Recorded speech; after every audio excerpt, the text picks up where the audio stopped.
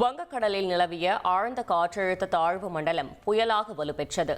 மோந்தா என்று பெயரிடப்பட்டுள்ள இந்த புயல் சென்னைக்கு கிழக்கு திசையில் 600 கிலோமீட்டர் தொலைவில் நிலை பெற்று உள்ளது. வடமேற்கு திசையை நோக்கி மணிக்கு 16 கிலோமீட்டர் வேகத்தில் நகரும் மோந்தா புயல் நாளை தீவிர புயலாக வலுப்பெறக்கூடும் என்று வானிலை ஆய்வு மையம் அறிவித்துள்ளது. மோந்தா புயல் காரணமாக சென்னை, திருவள்ளூர், ராணிப்பேட்டை, காஞ்சிபுரம் ஆகிய மாவட்டங்களில் கனமழைக்கு வாய்ப்பிருப்பதாக தெரிவிக்கப்பட்டுள்ளது.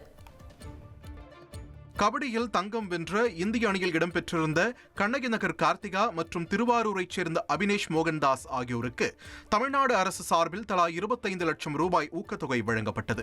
பஹ்ரைனில் நடைபெற்ற ஆசிய இளையோர் கபடி போட்டியில் இந்திய மகளிர் மற்றும் ஆடவர் அணி தங்கப்பதக்கத்தை கைப்பற்றியது.